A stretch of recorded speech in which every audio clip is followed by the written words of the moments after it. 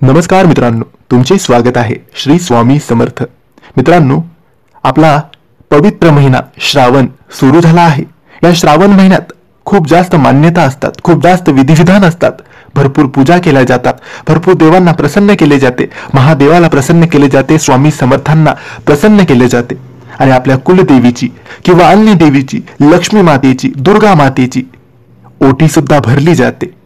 तर भरपूर सेवेकरांचा प्रश्न असतो की घरच्या घरी आम्ही आमच्या देवीची ओटी कशी भरावी, लक्ष्मी मातेची ओटी कशी भरावी किंवा आमच्या कुलदेवीची ओटी कशी भरावी.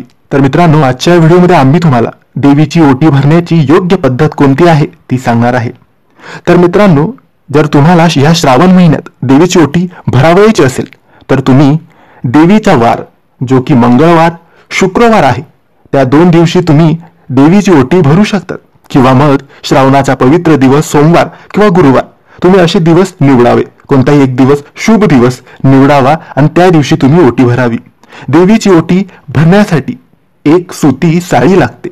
साडी ही सुती किंवा रेशमी असावी, कारण या धाग्यांमध्ये देवतेकडून येणाऱ्या सात्विक लहरी ग्रहण करण्याची व धरून ठेवण्याची क्षमता असते. मित्रांनो, देवीची साडी असली की तुम्हाला ओटी भरता येईल. त्यानंतर आपल्या दोन्ही हाताच्या ओंजळीमध्ये साडी, त्यावर खण, त्यावर नारळ आणि नारळाची शेंडी ही देवीच्या दिशेने करावी. आपल्या हाताची ओंजळ छाती समोर येईल अशा पद्धतीने देवी समोर उभे राहावे. देवीकडून चैतन्य मिळावे व आपली आध्यात्मिक उन्नती व्हावी यासाठी देवीला भावपूर्ण प्रार्थना करावी. साडी, खण व नारळ देवीच्या चरणावर अर्पण करावा. त्यानंतर तांदळाने तिची ओटी भरावी. तांदूळ हे सर्व समावेशक असल्याने चैतन्य ग्रहण व प्रक्षेपण करण्यात अग्रेसर असतात, त्यामुळे प्राधान्याने तांदळाच्या ओटीत समावेश केला जातो. त्यानंतर देवीच्या चरणावरील वस्त्र तिचा प्रसाद म्हणून परिधान करावे व नारळ प्रसाद म्हणून ग्रहण करावा.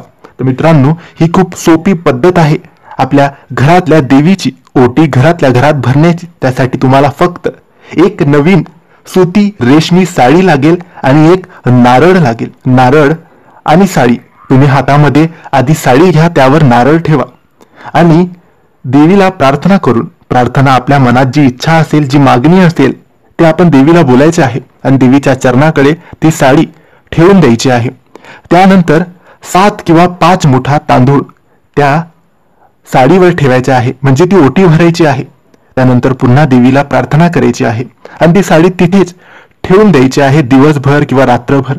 आणि दुसऱ्या दिवशी ती साडी तुम्ही स्वतः वापरण्यासाठी घेऊ शकतात किंवा कोणत्या गरीब स्त्रीला दान करू शकतात आणि तो नारळ तुम्ही प्रसाद म्हणून खाऊ शकतात.